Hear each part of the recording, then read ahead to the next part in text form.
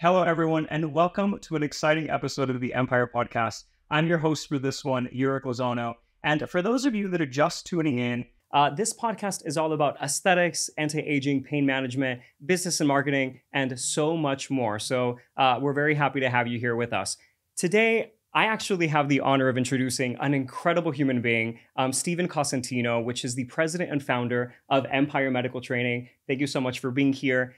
Dr. Cosentino is a board-certified physician in family medicine, correct? Yes. And pain management. Yes. So Dr. Cosentino, thank you so much for being here. I'm very excited to have you. Thank you for that great introduction, by the way. That's very nice. Thank you. Of course, no worries. That was awesome. So I'm sure a lot of people are here eager to know much about what you do, how you started with your career. And guys, just to let you know, this guy is incredible. I mean, he's been in the industry for a long time. Yes. Well, 26 years. That is this is our 26th year. Time. You know, I have to say this. I actually consider you the father of aesthetics and even procedural medicine. Wow. Thank you. I appreciate that. I do. Like that's a lot. If I could coin you, that is exactly how I would do that. Now let's get to the good stuff, because I'm sure a lot of people want to know where you started and kind of know a little bit about your humble beginnings. Absolutely. No, that's a good place to start right from the beginning. So, well, let me try to skip to a little bit of the more interesting stuff. You know, how I started or where I started Empire Medical Training.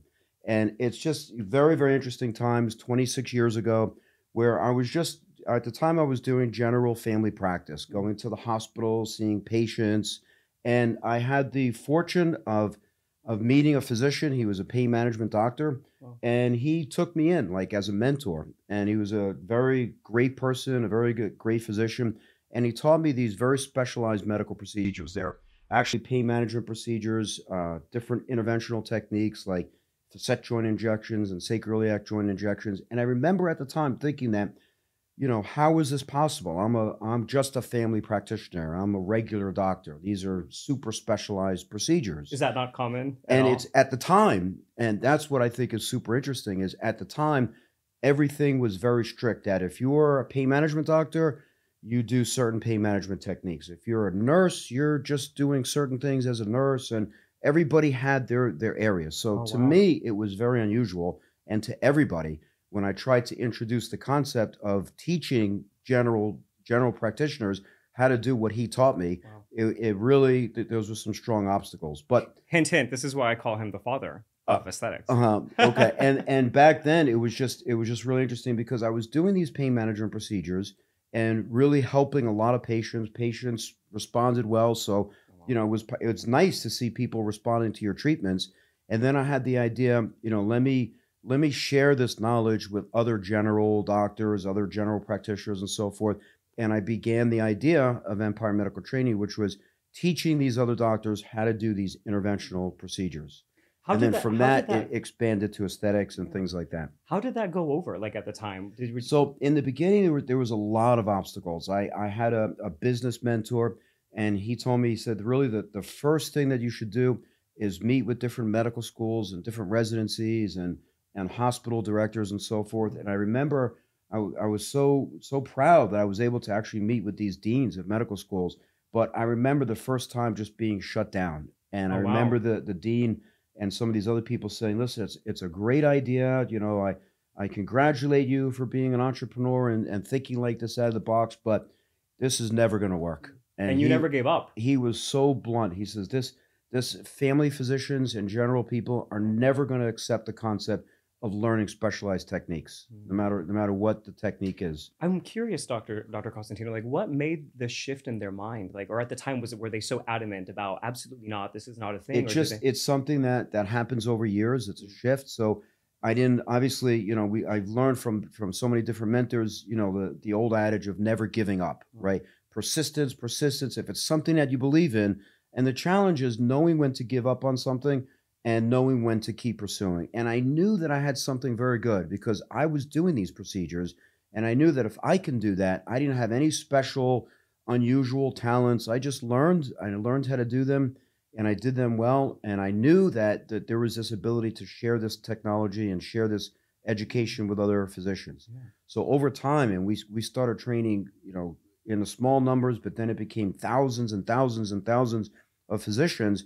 Eventually there became a shift, you know, that a general doctor or general nurse can do aesthetic procedures, or they can do pain management procedures. It's not just for the plastic surgeon or the pain management doctor. And at the time, there was literally no education whatsoever with this stuff. Like, So true. At the time, it was Empire Medical Training, and there was maybe one other company at the time, and there were very few companies offering this type of education. wow. Absolutely. And you were the first. Absolutely. We were the first. That is brilliant. Yeah. Now I'm curious about the aha moment. Like we always talk about that in business. Like, what was that for you, and how did that feel? How did it dawn on you that this is something that you really wanted to pursue?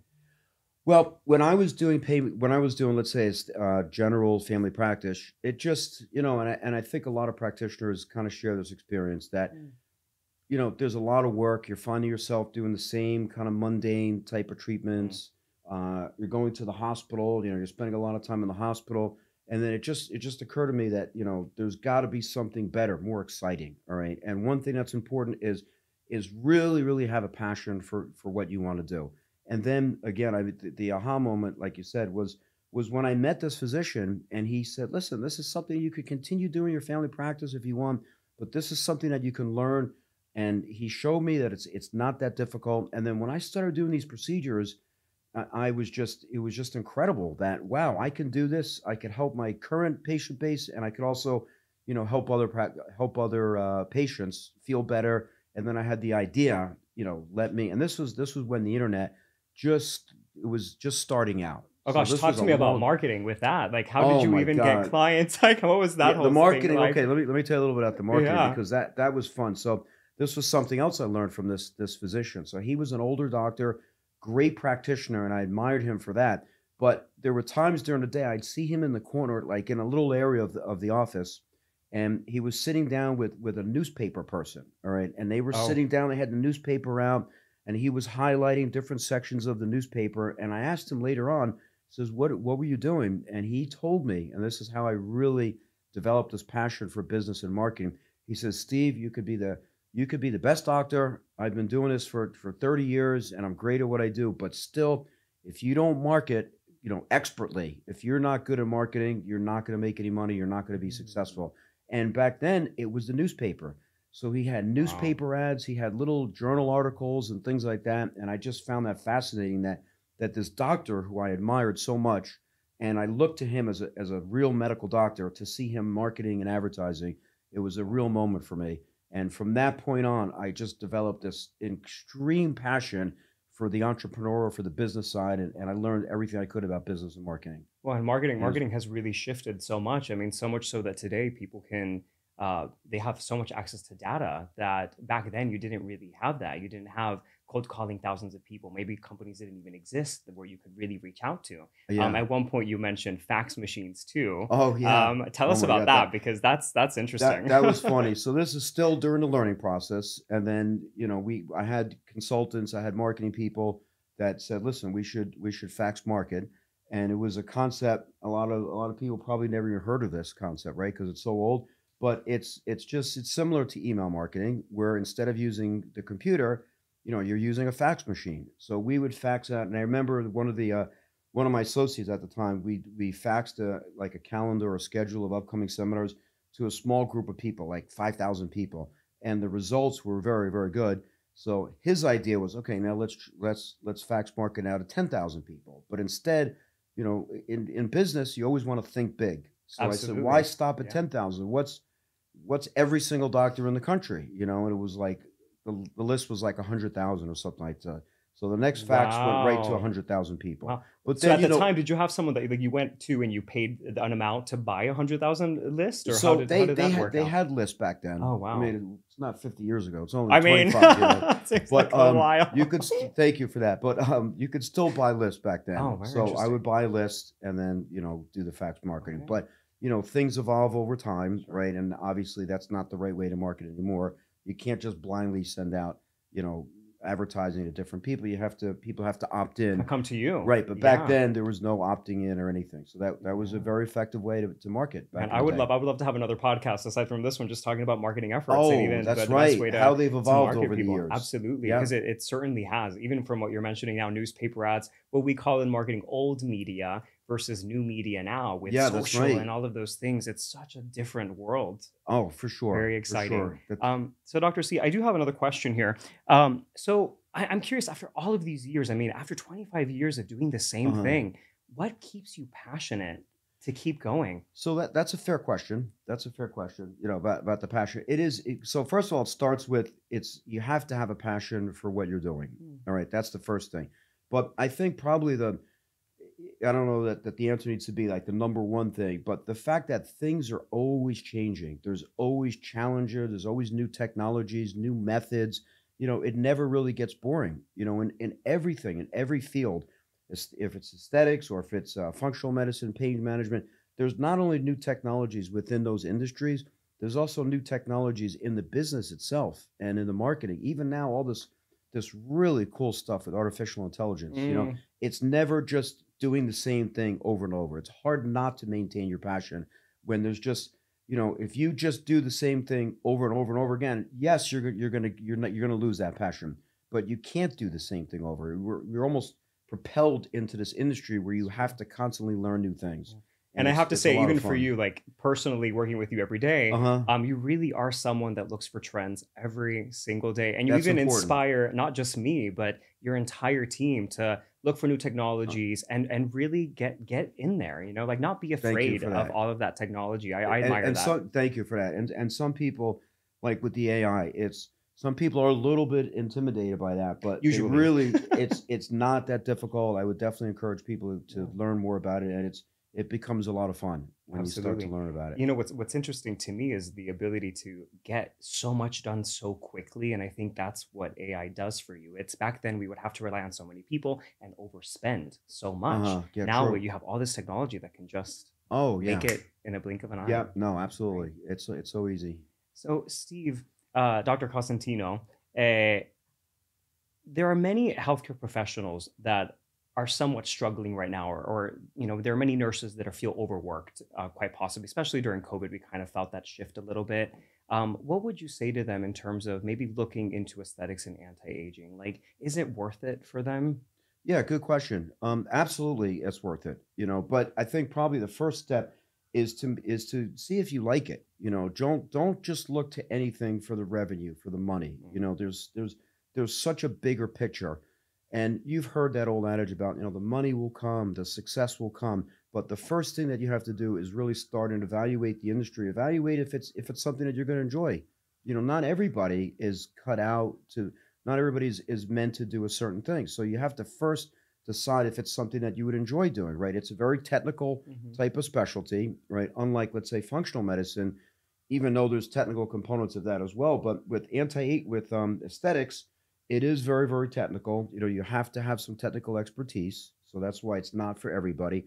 But from an ROI standpoint, from a financial standpoint, it's incredible. Like we have trained so many different specialties. In your example, you talked about a Hmm. nurse, for example, but we've trained neurosurgeons that I've spoken to after, and I've asked them. I says, Doctor Smith, you're a neurosurgeon. Why are you learning aesthetics? And they give me an answer that I'm really surprised. I remember this one doctor was telling me. He says, Steve, I could be working on the Circle of Willis, okay, and that's such a specialized Can you tell me what that is? Because I area. know nothing it, about it's them. just it's to get into the circle of Willis in the brain. Oh, It's in wow. the brain. It's an area of vessels, and it's a very, very small area. You have to be a very, very good neurosurgeon to be working on that area. Wow. All right.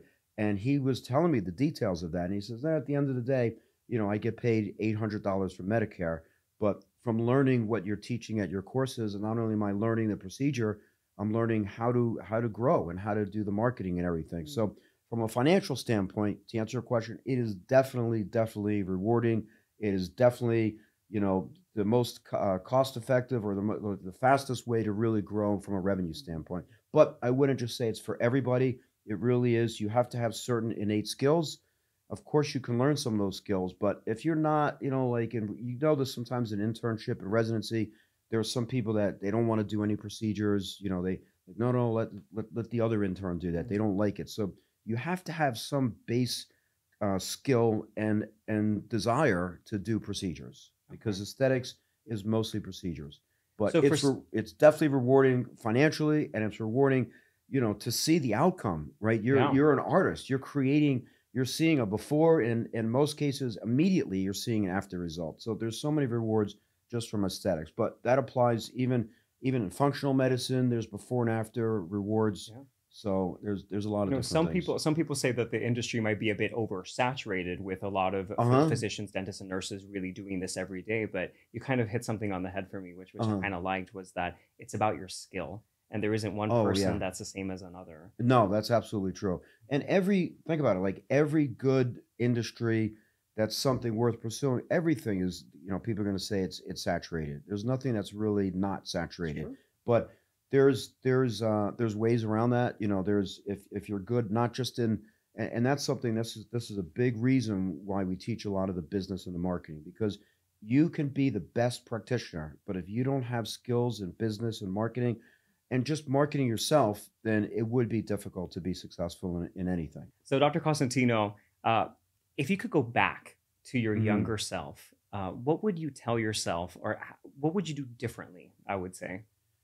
In terms of, let's say, from a business standpoint, Yes. or okay, well, But did let's you make see. any mistakes in the very beginning that you kind of So that's wonder, kind of interesting. One thing that I did differently, I didn't make any mistakes at all. That's oh. never, ever in my life did I make a mistake. No, I'm just kidding. Okay. So obviously we've all made mistakes, Okay. but one I was thing that, surprised for a second, by the oh, way. okay. But one thing that probably just kind of stands out is a lot, and I think this applies to other people too. So hopefully this will be helpful.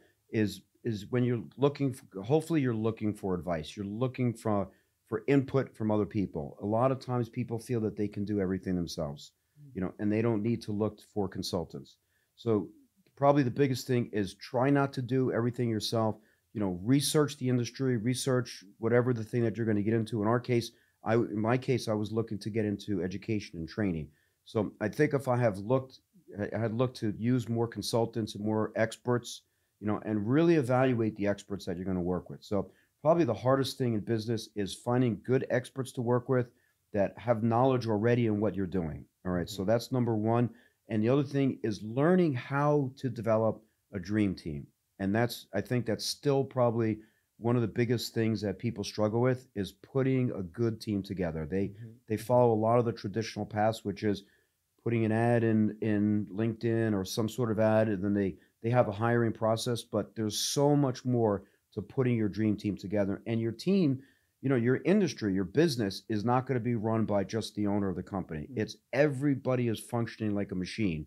So the biggest challenge, the biggest thing to get right, is putting this dream team and putting this well-oiled machine together.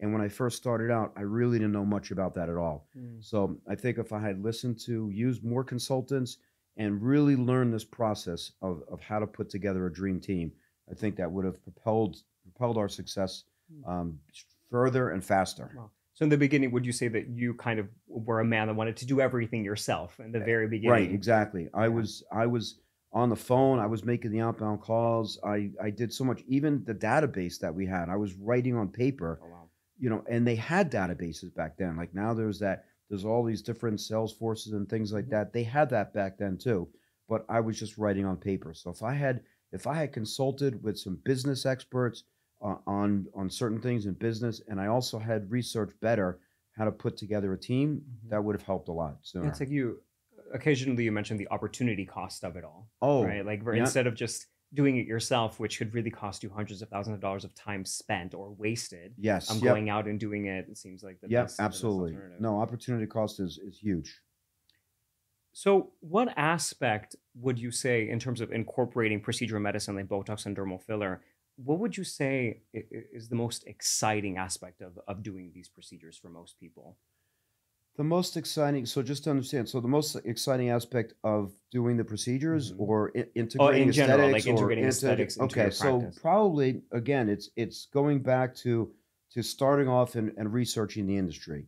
But just I'm thinking about these programs that we have, and I'm thinking about working closely with these people, and the biggest joy that I see with our students is just their reaction when they finally learn how to do something, and they Oh, wow. see the reaction on their patient. And it's a challenge. It's like comparing checkers to chess. What's more fun? I tend to lean towards the chess, because it's more challenging. All right, so it's the same thing with with learning new procedures. Something that's so easy becomes boring pretty quickly. But when there's a challenge there, learning a new procedure, just like in all these different procedures that we learn, I think it's a lot of fun. And I see that I shouldn't call them students because they're all post grad, they're professionals, but they really enjoy the process, and especially when they see the results of their own work. So, a lot of our listeners might be concerned about the competitive nature of aesthetics. What advice would you give them when they're first starting out in the industry? Okay, so when they're first starting out, I would say probably one of the most important things. This is after now that they've researched the Hmm. industry and they've determined that I want to get into aesthetics. Okay, so now how are they going to make themselves more competitive? Right? Okay, Yes, that's right. so I think step one is the education, is becoming as learning as much as they can about the industry. And what I mean by that is not making the mistake that we see a lot of people do, which is they'll attend a course, they'll learn one or two procedures. Like for instance, in aesthetics, they're going to learn the typical neurotoxins and dermal fillers. Mm. Everybody, a lot of people, I should say, start off with that. Then they go back to their practice and they're wondering why they're not growing their practice so exponentially because they're limiting themselves to just those few procedures. And the reality is, patients coming in are not coming in and just saying, I want a little bit of the toxins and a little bit of fillers. And a lot of them don't even know what they actually need. And Th- so they go That's into the that's practice thinking, I need this, when in reality, maybe right. it's There's completely something different. else. So to be competitive, I think number one, it starts from research the industry. Number two, learn the industry really well. Number three, it's become expert in the industry. So if it's aesthetics or functional medicine, pain management, don't limit yourself. Don't have limiting beliefs that you can only learn a little bit and you're not going to be that good. Come in with the idea that you're going to be somebody who's expert at aesthetics, for example. Mm. Learn as much as you can aesthetics and then develop those technical skills. But then I think another thing that's very important is don't stop there with the technical expertise. Mm. If you stop there with the technical expertise, the chance of being successful is very low. How are you going to differentiate yourself? How are you going to, stand out Mm. with all this competition? So the way to stand out is first of all is power. Knowledge is power. So you have to learn the business and the marketing. And when I say business and marketing, I don't mean just email marketing. What if you're starting off, you're a nurse, you don't even have a practice? Well, step one is to develop your resume, develop your professional profile.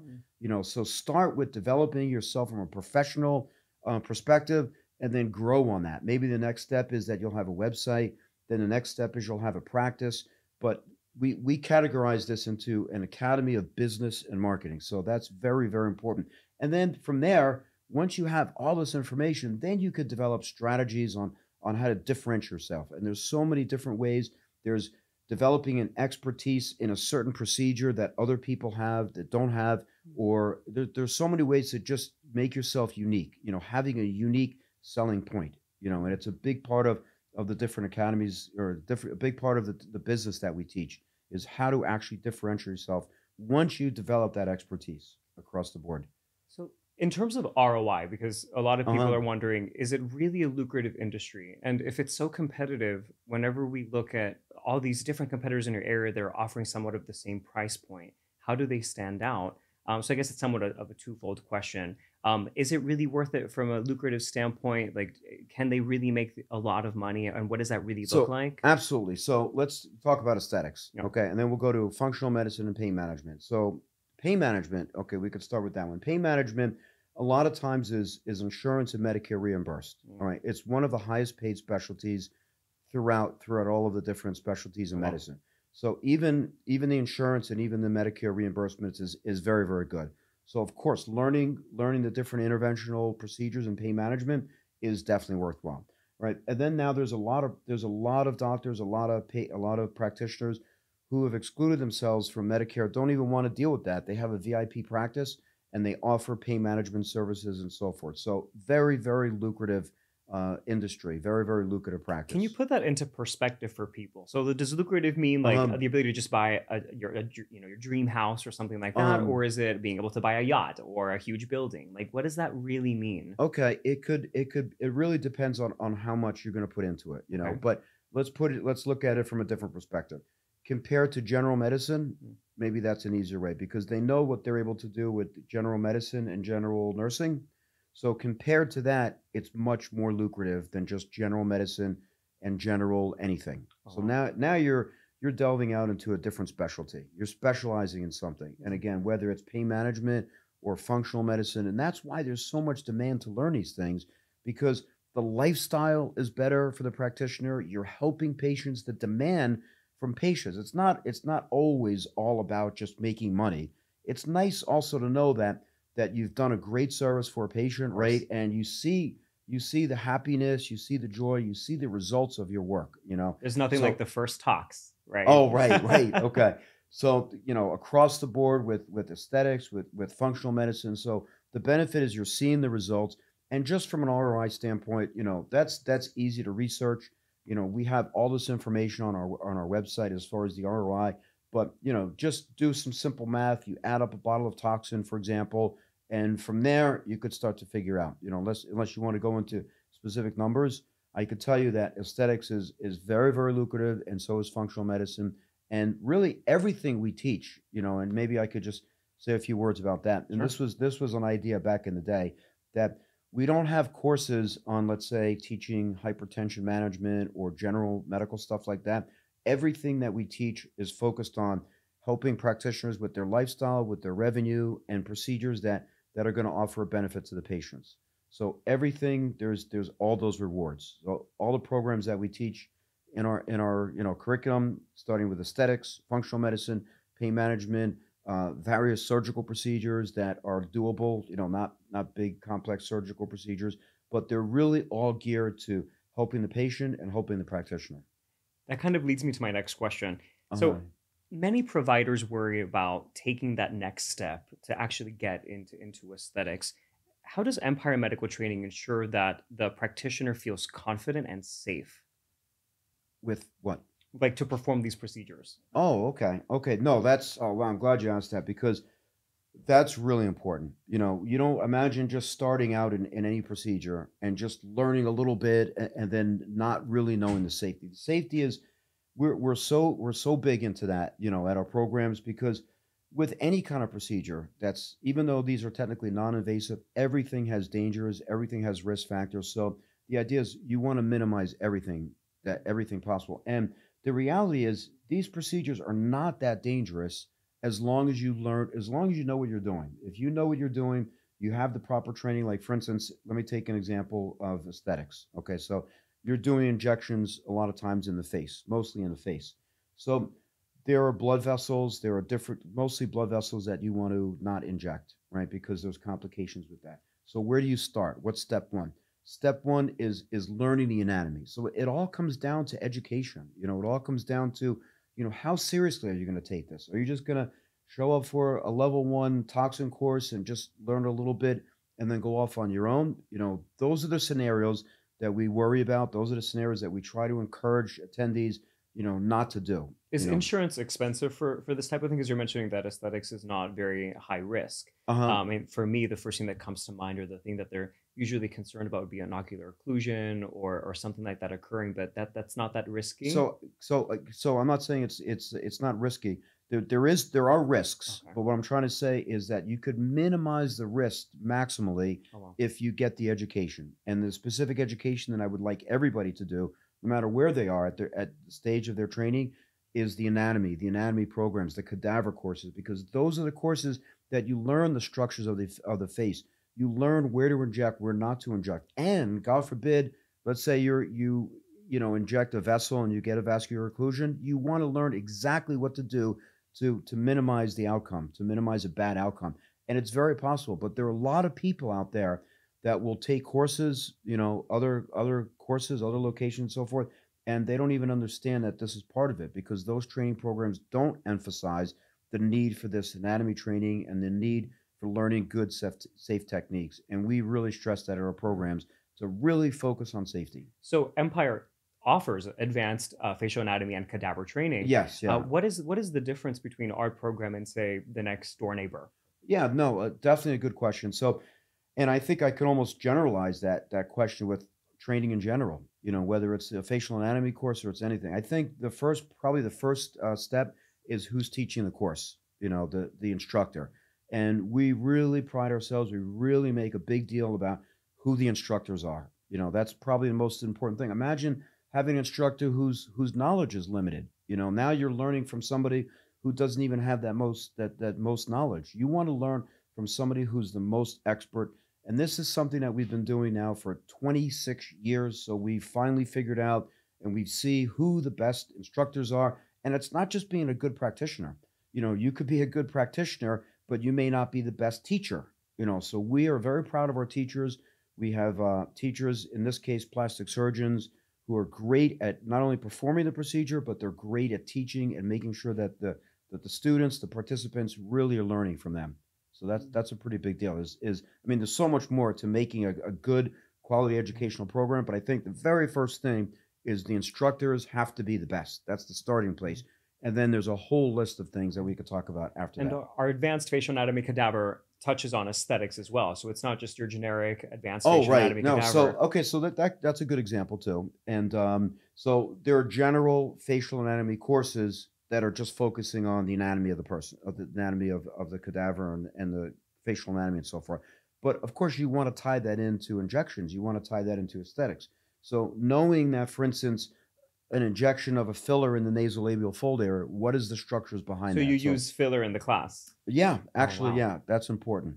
So I think in the old days, maybe 5 years ago, a facial anatomy course would just be a regular anatomy course with no consideration that somebody's going to be injecting a filler or somebody's going to be injecting something. Now, our facial anatomy program has evolved so that it's specifically geared for people injecting different fillers, different threads, all sorts of different products, and what the complications are, and not just the complications, but also the correct way to do the procedure. So I am not a medical provider by any means, but for me, seeing a cadaver in person is a bit jarring. What is that like? Of course. No, it is. It's funny you say that because even doctors and nurses who have had this training back in the day, sometimes we see them react a little bit too. And it's kind of interesting because they've had so much exposure to this. What is the typical age group that you're seeing from the deceased? Like, are they They're much usually older? They're much older. They're old. They're usually old. Maybe in their 80s or something like that. But it's a very controlled environment. That we do this. It's a very we work with companies that specialize in this. So there's a lot of important things around the handling of a cadaver. There's privacy issues. There's respect issues. There's all sorts of things because you really want to do this correctly. And I remember, this is a human being that they donated their life, they donated their body. So, we treat all of that very, very important.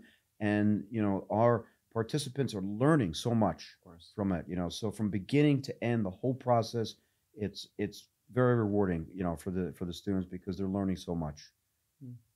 Thank you, Doctor. So yeah, that's incredible. I can't imagine going through that class and being able to experience all of that. I mean, it seems like such a wonderful opportunity. Oh yeah, actually that particular course is it's a super popular course for all the participants because it's a hands-on, it's an immersive experience, and they leave there with so much knowledge, and it reminds them of back in the day when they're either in medical school or nursing school, and it's a very intensive program. So it's pretty interesting actually. So if anybody is limited by budget, what is the first course or procedure that you believe they should learn? Or what are the top 3 procedures you think they should learn? Sure. Okay. No particular order. Let's say functional medicine. Okay. We could start with functional medicine. Probably the courses that most people start with are the hormone courses because it's so popular. You can start with that. You're going to learn so much about the different hormones, the demand for people out there learning, patients that are in need of hormone replacements, testosterone replacement therapy, how to insert pellets. That's actually in functional medicine, that and the IV program, the IV therapies program. Those are the most popular courses because that really sets the foundation for all of functional medicine. And this is IV nutrition, not IV insertion. This is IV nutrition. IV nutrition. Okay, all the different formulas, all the different mixtures and so forth. And there's so many, and there's such a good benefit. And of course, that and the hormone program. We have a level 1 and a level 2 functional medicine program. So those are very, very popular courses. Now with pain management, a lot of people, and it's a great place to start, are learning joint injections. How to inject all the large joints, the shoulder, the hip, the knee, how to inject all the small joint injections, the trigger point injections. Visco supplementation therapy is still very popular. We mentioned prolotherapy, stem cell therapies. We have that all in a program. That's probably the most popular course in pain management. It's a great place to start.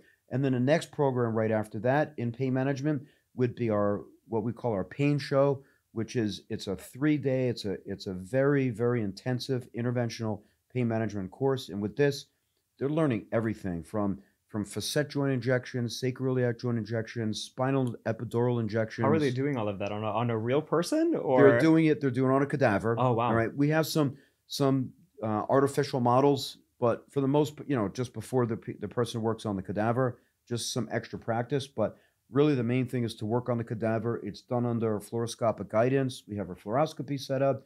We also have ultrasound because even though fluoroscopy is still the gold standard for doing these procedures, it's the easiest. You could have direct visualization of the technique, and you can see exactly what you're doing.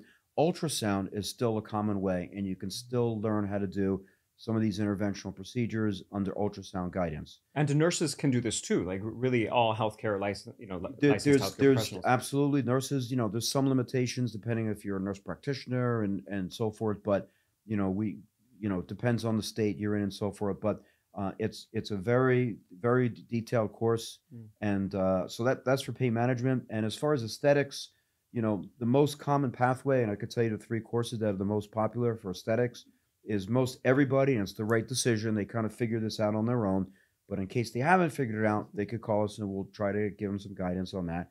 But neurotoxins, neurotoxins, Botox. the Botox, and of course that Botox is a brand name Mhm. for neurotoxins, Of right? course. Okay, being that. So you've got so many different types of neurotoxins. You have the Xeomin, you have the Botox brand, Sport. but that is the first place to start. It's probably the simplest procedure to learn. I'm not saying it's simple to learn, but compared to some of the other ones, it's definitely a little bit easier. And highly requested, of course, with And huge the demand. demand Yeah. is really high. And again, that's something that you want to learn from a safety standpoint how to do it correctly, and also from just a cosmetic. If you make certain mistakes, your patient is going to leave there not as happy as they should. But that's definitely the most popular one. The second most popular one are the dermal fillers. All right, very very important to learn that. Safety is a big consideration, but that's number two. Number three, it's going to be probably between PRP, all right, platelet-rich plasma, which is very very popular, or sclerotherapy. That's another one. Sclerotherapy, of course, injecting the different veins. Mesotherapy is still very very popular. So after the first two, but the first two are still the neurotoxins and the dermal filler, and then number three, it starts to be opinion, depending upon the person. Most people know about Botox and dermal filler, but when you start getting into like Kybella and mesotherapy, I feel like a lot of people don't even know the differences. But Empire does train people and educate us on, or everybody, watching, Oh yeah, yeah. on all of these different procedures, and also help them on the path too, like which path they should take from inception all the way to That's the very really end. important. That's actually really important because, again, what we talked about earlier is you want to avoid limiting yourself to just learning one or two things and then expecting to develop a whole practice in aesthetics, for example, with limited knowledge. So we have, one thing with Empire Medical Training, I think that kind of separates us a little bit is we've been doing this so long, for over 26 years. Our team, I'm very, very proud of our team. We have the dream team that we've been talking about for so long, but we don't just have salespeople that answer the phone or appointment setters or whatever they call them, where they're just registering somebody. These are education advisors. We have an admissions department so that when somebody calls in, and people call in all the time from early in the morning to late at night, is our team can counsel them on the correct path to take. Like almost like a 24/7 counsel, really. It really is interesting because we have these education advisors all over the country, and people are calling in constantly asking, like, which course do I take first? Which ones? I've taken these two courses. Which one do I sign up for later? Asking questions about our membership. As you know, we have a membership model where you could attend all the programs for one price. And that's what would you say to the person that only wants to take Botox? Like, I just want Botox. That's it. So, it's a fair thing to do. There's obviously they're starting somewhere. So some people have to start somewhere. Maybe they, they want to try it out a little bit. But will they succeed? That's my question. The problem is it's difficult to succeed in aesthetics if you're just if your end goal is just to learn that one procedure, it's a little bit difficult.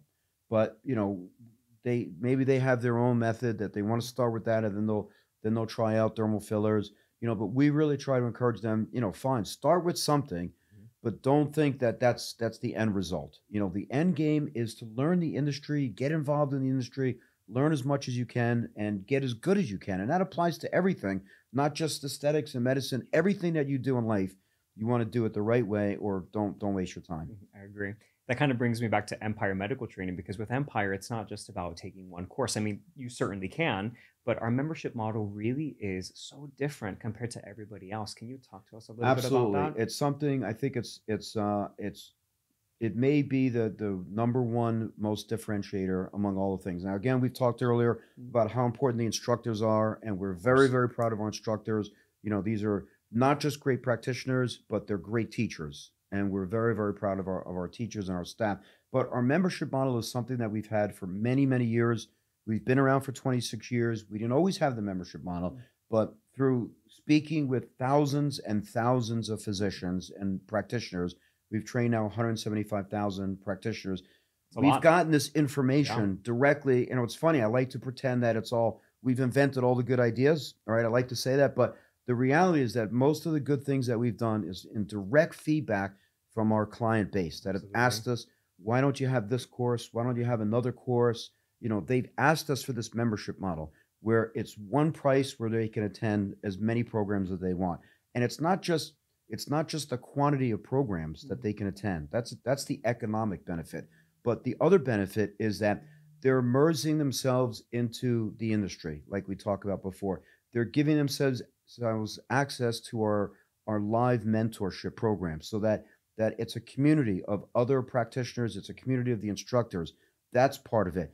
They're actually getting themselves into our buying group. Okay, we have a very, very cost-effective buying group, so that when eventually they get to the point where they want to buy different supplies and toxins and fillers and all these different things, this immediately gets them into this access where they can buy things cheaper and different supplies and discounts from vendors. So the yearly savings, I can't imagine this almost really, marketplace. For somebody who really understands what they're about to get into, our membership models are really just second to none. Wow. There's so much savings. There's access to videos. The old days, people, look down at videos, but now videos are, especially, we have our own studio. We have an entire video team, expert editors, and so forth. We're creating these super high definition videos, and they're coupled with the live component. All right. So you can watch, let's say, a 30-minute segment on how to do a certain procedure.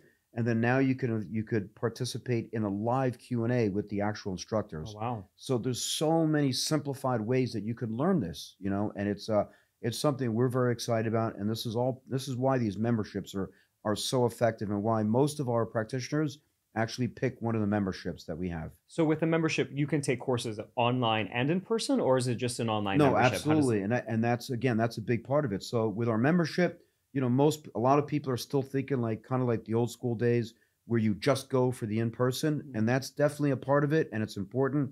But in addition to the live in-person, you also have access to all this, online material, and online, it's not just a little course that you write up, it's quality videos, and it's coupled with the live component also. So they're asking questions, they meet with the community, and it's very riveting. It's very exciting, actually. So it seems like they would first do things online and then go in person and practice all the injection techniques. That's for example. That's right. And there's so many different options that we have. Somebody who doesn't want to attend at all, they just want to watch, let's say, the video component. There's that. There's somebody who wants to do that, and they also want to participate in some of the live. They have questions. Maybe they watched a video, but they still have questions. So there's that option. And then there's the traditional where they're going to a program and everything is live, or we have options where they're doing one-on-one training with a practitioner in his office as a preceptorship. So there's so many different, training methods that we have in place and that we've developed over all these years. It's kind of interesting. So this leads me to the last question of the night, one that I'm very excited to know. In terms of the future of Empire Medical Training, where do you see Empire and where is it going exactly? Wow. Okay, good question. So how long do we have for that? Do we have the next hour? Yeah, sure. Why not? Okay. This is super exciting. God, there's so many things. There's so much technology. There's so many new things that we're into. Like, let me just share a few with you. All right. Yeah. It's not in any real particular order, but just off the top of my head, we're really excited to be starting and really launching different international programs. So we're having programs now in South America. I was going to say Mexico and Brazil and all throughout Latin America and Wow. abroad. So that's something that's really fun to So do. Empire's going global, it seems We're like. definitely going global. We Wow. already have programs in place. So it's something very, very exciting for us. We've always wanted to do that, and now we're actually doing it. Wow. So that's number one. Number two, our programs, we have new methods of training. And this is important because, we'll talk about how certain technology has changed, how the aesthetics industry has changed, and so forth. And maybe that's it's a whole separate podcast. But one thing that we want to do is we want to really make our program and our training accessible to the whole world, right? Because it's easier for them. We don't want people to have to where it's difficult for them to find a program or something like that. So we're making our training programs more accessible and different methods of training. So different live opportunities. So we're working with practitioners, physician practitioners, nurse practitioners all over the country. So it's more accessible for doctors and nurses and everybody who's looking for training. So that's a big part of what we're doing now. We're having programs all over the country and more accessible. So that's something that's a big part of what we're doing new. We're creating lots of new educational tools. Okay. So it's part of our online learning system, our online curriculum, and that's a really big component. All right. So again, we want to make this training not just accessible, we want to make things easier for people. God, I remember back in the day when I went to medical school, I was just thinking, I wish I was going to medical school now because it's the same material. It's just so much better right now. Back in the day, we had microscopes. Now everything is just easier through technology. So we are working on making our training better through technology, through AI. We've already embraced AI. We have our online learning system, Which makes learning easier for everybody. It's just so much easier, and it's not left up to the learner to figure out how to use this. We figured it out. So our online learning platform, which is coupled with video, which is coupled with the live component. All right. I don't believe it's efficient to just watch a video and just a regular video and that's it. It has to be part of an online learning system where they can interact and they could ask questions, and there's also a live component to it as well. So that's something that's a big part of what we're doing. Not to mention the future. There's the far future and there's also the near future. We have the next year coming up very soon. We have lots of new programs. You asked me earlier about what keeps the passion going. And part of the reason is because there's always new things coming out in all these industries, in aesthetics. There's new things coming out in functional medicine, in pain management, in medicine. And we're embracing the new things. So we have new programs coming out, and the benefit. And we don't make them on our own. I mean, we work with board certified physicians and medical professionals that help us really curate this content. I would love to be able to say that I created all these ideas and so forth, but it's some of it is from our student base or our audience, but it's not up for them to figure out everything. So we have great instructors, we have top tier, plastic surgeons and aesthetics industry and in the functional industry and also pain management medicine. So they're working with us very closely, coming up with new programs, because as technology progresses, we have to be up there with them. So it's new products, new services, we have a new community that we're excited about launching. And again, we talked about our online learning platform. We have different courses now that are going to be all over the country.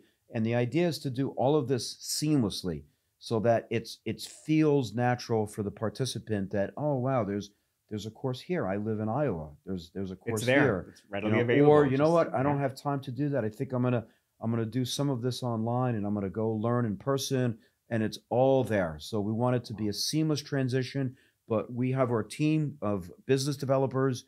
We have a medical team, and we're constantly growing and we're implementing new things. Wow. And I'm glad you asked that because it's something that is personally it's something that's very, very exciting to me. Well, thank you very much, Dr. Cosentino, for coming today. I'm sure everybody learned quite a bit about the exciting worlds of aesthetics, anti-aging, and pain management. You were thrilling, to say the Thank you least. so much. Thank you so Thank you much. for being here. No, it was fun. It was really, really fun, definitely. And you asked great questions, and I think we helped our audience. So I hope thank you so. very much. All right, guys, you heard it here first with the Empire Podcast. I'm your host, Yurik Lozano, and I cannot wait for you to join us next time to learn about everything aesthetics, anti-aging, pain management, business, marketing, really the whole gamut of procedural medicine. Until next time, and by the way, please like, comment, share, and subscribe to the Empire Podcast. We really do this for you.